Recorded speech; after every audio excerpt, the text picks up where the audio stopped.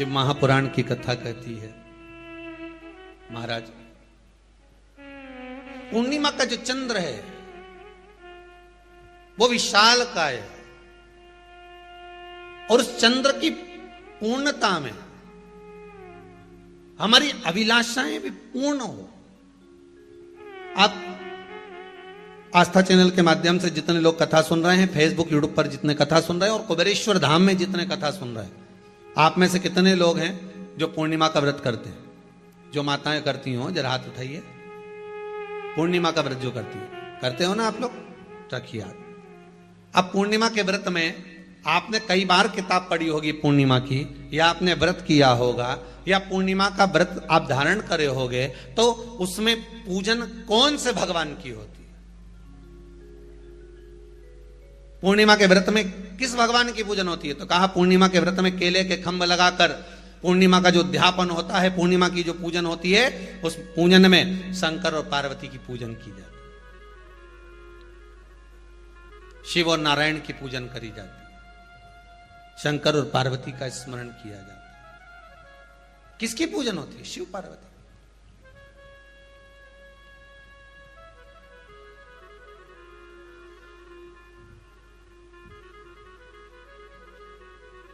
क्यों शंकर और पार्वती का पूजन क्यों करा जाता है पूर्णिमा के व्रत में? क्योंकि शिव और माता पार्वती ही केवल एक ऐसे हैं जिन्होंने अपूर्ण लक्ष्मी को भी पूर्ण बना दिया था। किसको पूर्ण बनाया है? लक्ष्मी। पूर्णिमा के दिन अगर आप शंकर भगवान को एक लोटा पानी अगर शिव को समर्पित कर रहे हो, श्वेत पुष्प को रखकर शंकर जी के ऊपर सफेद फूल को चढ़ाकर अगर एक लोटा जल भी, एक पात्र जल भी शंकर को समर्पित कर रहे हो, तो ये लक्ष्मी के लिए ही तो कर रहे हो। और कौन सी लक्ष्मी? पूर्ण लक्ष्मी। पूर्ण लक्ष्मी। आपको पहले भी कथा में कहा, एक बार भगवान विष्णु के सामने लक्ष्मी मैया ने बहुत तेज स्वर में कह दिया था, नारायण, दुनिया के लोग आपका नाम जपते हैं, दुनिया के लोग नारायण नारायण कहते हैं, दुनिया के लोग आपका भजन करते हैं, पर सत्य मायने में कहूं ना तो मेरे बिना दुनिया के लोगों की नहीं चल सकती, मेरे बिना दुनिया नहीं चल सकती, संसार मेरे बिना नहीं चल सकता। भगवान विष्णु ने कहा ये तो गलत है लक्ष्मी आपका कहना। एक दिन लक्ष्मी को अहंकार आ गया, अहंकार के संबोधन जब माता लक्ष्मी करने लगी तो भगवान उसी समय पर भगवान विष्णु को क्रोध आ गया और भगवान विष्णु ने कह दिया, लक्ष्मी तू इतनी बड़ी बड़ी बात कहती है कि तेरे बिना नहीं रह सकती संसार। मैं तुझे कहता हूं लक्ष्मी तू अपूर्ण है, तू अपूर्ण है, तू पूर्ण कब हो गई?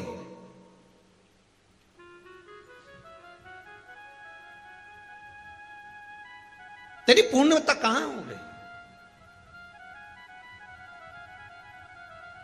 लक्ष्मी की आंख से आंसू बहने लगे। आज आपने मुझे अपूर्ण कहा है, आपको मालूम है आप मुझे अपूर्ण कह रहे हो? आपको यह ज्ञात हो रहा है आप मुझे अपूर्ण कह रहे हो? भगवान कहते हैं हाँ लक्ष्मी मैंने तुझे अपूर्ण कहा है। अपूर्णता का मतलब आप जानते हो ना? भगवान कहते हैं लक्ष्मी मैं सब जानता हूं। लक्ष्मी रोती हुई माता सरस्वती के पास पहुंच गई। सरस्वती ने पूछा क्या बात है लक्ष्मी, क्यों रो रही हो? लक्ष्मी जी ने कहा क्या बताऊं सखी, मेरे पति ने आज मुझे अपूर्ण कह दिया है। तो क्यों रो रही है तू? अपूर्ण अगर कह दिया, पति ने ही तो कहा है ना, तो क्यों रोना? चल मेरे साथ में। और सरस्वती मैया माता लक्ष्मी को लेकर सीधे पहुंच गई माता पार्वती के यहां।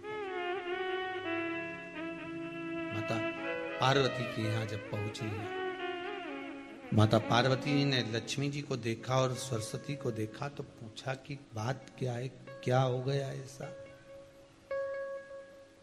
क्या हुआ, क्या है ऐसा जो तुम दोनों आज मेरे पास में आई? क्या हुआ?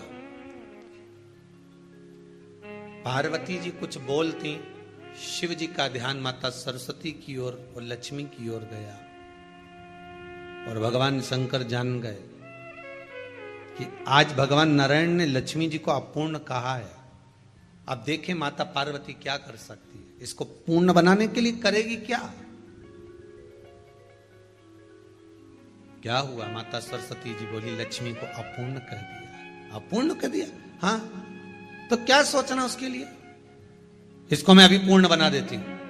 माता जगत जननी पार्वती ने गोदी में विराजमान गणेश जी को उठाया और उठाकर लक्ष्मी जी की गोद में दे दिया। ले लक्ष्मी, आज से तू पूर्ण हो गई। लक्ष्मी, आज से तू पूर्ण है। गोदी में जब तक संतान नहीं है तो नारी को लोग अपूर्ण समझते हैं, पर माता पार्वती जी ने संपूर्ण ब्रह्मांड में एक सिद्धता प्रदान कर दी कि अपने गोदी के लाल को, अपने गोदी के पुत्र को माता ने लक्ष्मी की गोद में देकर लक्ष्मी को पूर्ण बना दिया। वो दिन कौन सा था? पूर्णिमा का दिन था। पूर्णिमा के कितने व्रत होते हैं? बोलते जाओ, जरा जल्दी जल्दी बोलो। पूर्णिमा के नारियों को, स्त्रियों को अखंड सौभाग्य के लिए, जो नारी वैधव्य नहीं होना चाहती है उस नारी को पूर्णिमा के कितने व्रत करना चाहिए? जिस नारी के यहाँ संतान नहीं हो, औलाद नहीं हो, उसको पूर्णिमा के कितने व्रत करना चाहिए? जिस नारी का पुत्र, पति बहुत बीमारी से ग्रसित हो, लग रहा हो कि ये मेरा बेटा बहुत बड़ी बीमारी में घिरा हुआ है, तो नारी को कितने व्रत करना चाहिए? स्वयं भगवान कृष्ण ने माता यशोदा को द्वापर में भी बताया है कि पूर्णिमा के 32 व्रत होते हैं। कितने व्रत होते हैं? 32।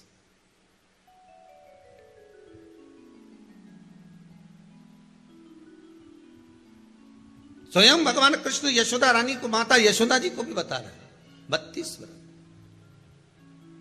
अब आपको किसी ने बता दिया होगा कि 8 कर लो, 7 कर लो, 6 कर लो, 12 कर लो, इसलिए आपने बोला कि 12 कर लीजिए, 32 कर लीजिए। अरे यहां तो द्वापर की कथा भी कहती है। यशोदा जी ने एक बार भगवान कृष्ण को रोक कर कह दिया, ए कन्हैया रुको। कन्हैया बोले, बोलो मां क्या बात है? कन्हैया जरा रुकिए, इधर आओ जरा। भगवान कृष्ण आए। हाँ मां बोलिए। किस जगह का प्रसंग है ये? जिस समय पर राधा रानी कुरुक्षेत्र में नंद बाबा और यशोदा जी को लेकर कुरुक्षेत्र के कुंड में, ब्रह्म सरोवर में स्नान कराने के लिए लेकर जाती है, ग्रहण का समय पर। और जब भगवान कृष्ण उस कुरुक्षेत्र के उस सरोवर में स्नान करने आते हैं, तब यशोदा जी ने अपने लाला से प्रश्न किया है, पूछा है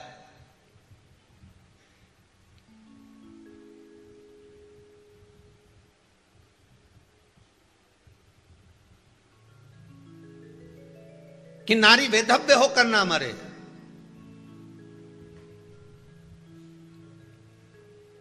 उसका पति कोई रोग से ग्रसित ना हो, उसका पुत्र किसी रोग में ना पड़े। अरे भाई कितना सुंदर संवाद लिखा है। अगर किसी माता का पुत्र मान लो किसी नशे में डूबा हुआ है, कोई नशा कर रहा है और गलत नशा है, आपको लग रहा है कि ये नशे में डूबा हुआ है, आपको लग रहा है कि ये गलत जगह पर डूब गया है, आपको लग रहा है कि मदिरापान में, मांसाहार में या अधिक गांजा आदि का जो भी नशे होते हैं, जितने भी नशे, उसमें डूब चुका है। और माँ उसको समझा रही है, तू नशे में मत डूब, तू इस काम को मत कर, तू ये गलत कर्म मत कर। माँ उसको समझा कर हार गई। तो मेरा माताओं से निवेदन है, आप उसको समझाना बंद कर दो, एक काम करना प्रारंभ कर दीजिए। हमें जो शिव महापुराण के माध्यम से शास्त्र कह रहा है कि आप 32 पूर्णिमा के व्रत प्रारंभ कर दो। उसमें करना क्या है आपको? केवल जिस दिन व्रत रहे, रात्रि के समय पर कोई भी मीठा, कुछ भी सामग्री आप चंद्र की रोशनी में, चंद्र को अर्घ देने के बाद, पूजन करने के बाद उसको रखो, और वही सामग्री जो नशा कर रहा है उसको पूर्णिमा के दूसरे दिन उसको खिलाओ। आप धीरे धीरे खिलाना चालू करेंगे, जिस नशे में वो डूबा हुआ उस नशे से वो छूटना प्रारंभ हो जाएगा। 2 पूर्णिमा व्रत करके तो देखो, 3 में तुम्हें जरूरत ही नहीं पड़ेगी। धीरे धीरे आप रुक, वो छूटना प्रारंभ हो जाएगा। स्वयं भगवान कह रहे हैं। यशोदा मैया ने कन्हैया को रोक लिया कुरुक्षेत्र के उस मैदान में, और भगवान कृष्ण का दर्शन माता यशोदा जी करी। बहुत बहुत दिनों के बाद माँ को, आज माता यशोदा को लाला का दर्शन हुआ, बहुत समय के बाद, जाने के बाद, बहुत समय। जब देवता 33 कोटि देवता उस चंद्र के इंतजार में रहते हैं कि ये चंद्र प्रबल होगा, तब जाकर ये चंद्र यहां पहुंचेगा, तब जाकर हम मंथन करेंगे, तब जाकर वो अमृत मिलेगा, और उस अमृत को देवता धारण करेंगे तो वो आनंद पा जाएंगे। तो हम क्यों शरद पूर्णिमा छोड़ें? हम क्यों एक एक पूर्णिमा छोड़ें? एक एक पूर्णिमा के महत्व को जानिए। कोई पूर्णिमा साधारण नहीं है, कोई प्रदोष साधारण नहीं है, कोई शिवरात्रि साधारण नहीं है। 12 महीने शिवरात्रि पड़ती है, 12 महीने में प्रदोष पड़ते हैं, पर 12 महीने पड़ते हैं। हम उसका महत्व ही नहीं जान पाते।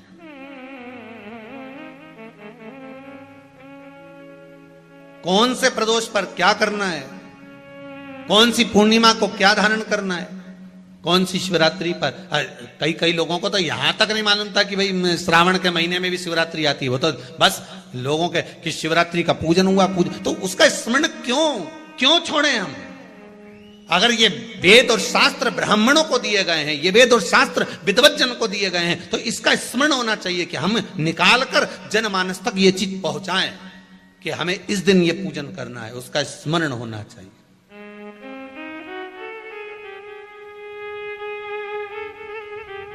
और वो सुख देने वाला। भगवान कृष्ण से यशोदा जी ने पूछा तो भगवान कृष्ण ने कहा, मां, पूर्णिमा का व्रत अगर नारी 32 पूर्णिमा धारण कर लेती है तो वो नारी वेदव्य होकर नहीं जाती। पर आप लोग व्रत जो करते हो ना, जो भी व्रत आप लोग उठाते हो, सोमवार का व्रत जैसे किसी माता जी ने उठा लिया और वो उठाने के बाद, हम तो शादी नहीं हुई थी ना जब भी सोमवार व्रत करते थे, अब शादी हो गई अभी भी हम सोमवार का व्रत कर रहे हैं, करे जा रहे हैं, पर उसका कोई उद्यापन नहीं करा, कोई संकल्प नहीं लिया गया कि मैं 5 करूंगी कि 16 करूंगी कि 25 करूंगी कि 31 करूंगी कि 21 करूंगी। इसलिए पूर्णिमा व्रत का विधान में कहा गया कि 32 पूर्णिमा का पहला संकल्प होना चाहिए। उसके बाद आपकी 32 पूरी हो जाए, फिर आप दूसरे और व्रत कर लो, फिर 32 कर लो, फिर 32 कर लो, पर उसमें पूर्णता का भाव। अभी तक किसी के सोमवार और गुरुवार और शुक्रवार के व्रत ही पूर्ण नहीं हुआ, अभी तक चल रहा है, अभी तक चल रहा है। हम तो सोमवार का व्रत करते हैं, हम तो शनिवार करते हैं, अब शनिवार करते करते 4 साल हो गए, 6 साल हो गए, 5 साल हो गए। भगवान को तो थोड़ा बहुत कुछ खिला पिला के उनको एक बार तो विश्राम दे।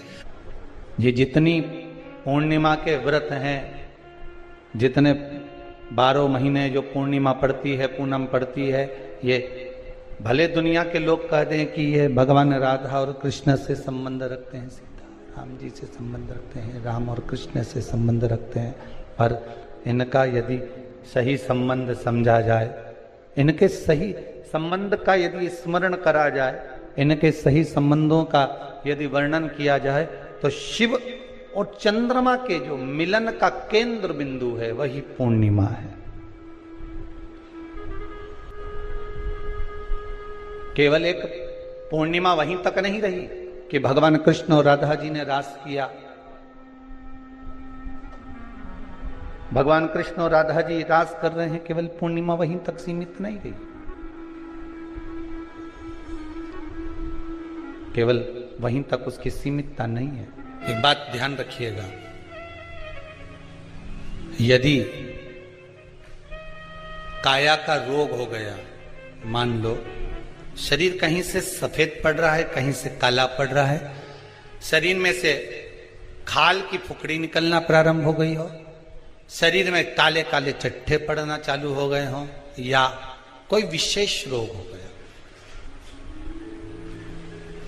कोई विशेष शरीर में रोग है, बीमारी है, काया बेकार हो रही है, तो सीधी सीधी बात शिव महापुराण की कथा कहती है, सुंदर आनंद में श्रवण कर कर आप अपने जीवन को, ये पूर्णिमा शिव महापुराण की कथा कर पूर्णिमा आ रही है, कुछ नहीं करना, पीपल का एक पत्ता, उस पत्ते पर थोड़ा सा चावल, थोड़ा सा चावल,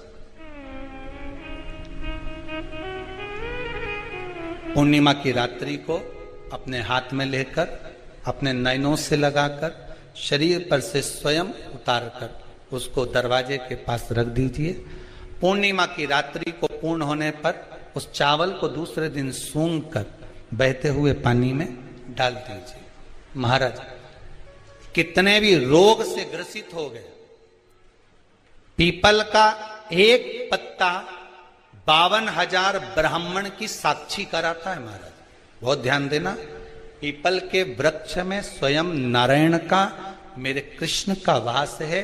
स्वयं भगवान गीता के अंतर्गत कहते हैं कि मैं पीपल का वृक्ष हूं, नारायण उसी में। 52,000 ब्राह्मणों का वासा एक पीपल के पत्ते में होता है। और आपको पहले भी कथा में कहा, गाय, ब्राह्मण, बहन, बेटी, ये सब काल का हरण करने वाले, काल को हरने वाले हो। रोग को मिटाइए, शिव का स्मरण करो। पूर्णिमा के दिन चावल का एक आखा दाना, आखा दाना जानते हो, पूरा खंडित चावल नहीं, कितना चावल, एक दाना चावल का शंकर भगवान के शिवलिंग पर समर्पित करिए। एक बेलपत्र जिसका डंडी का मुख अपनी ओर हो, जहां से चावल चढ़ाया है, उस चावल के ऊपर अपनी कामना कर कर रख दीजिए और चंद्रमौली भगवान का स्मरण करिए। कौन से भगवान? शंकर भगवान का सर्वश्रेष्ठ सुंदर नाम है चंद्रमौली।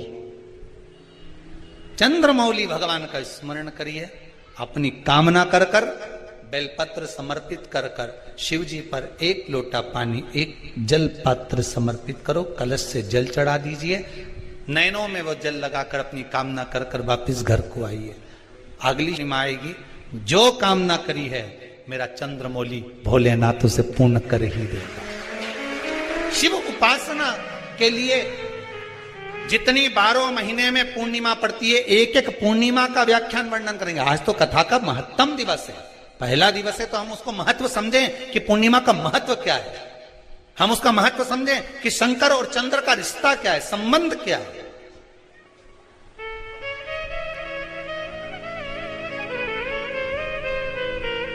भगवान ने जितनी पूर्णिमा बनाई है, जितने नक्षत्र बनाए, जितनी घड़ी बनाई, जितना पल बनाया, जितना समय बनाया, ये शंकर भगवान ने जो बनाया ये गलत नहीं बनाया, श्रेष्ठता के लिए बनाया, जग के उद्धार के लिए, संसार के उद्धार के लिए बनाया। अब उसका प्रयोग आप करें ना करें ये आपके ऊपर है। आप उसका प्रयोग कर रहे हैं ना कर रहे हैं ये आपके ऊपर, पर जो बनाया है मेरे भगवान,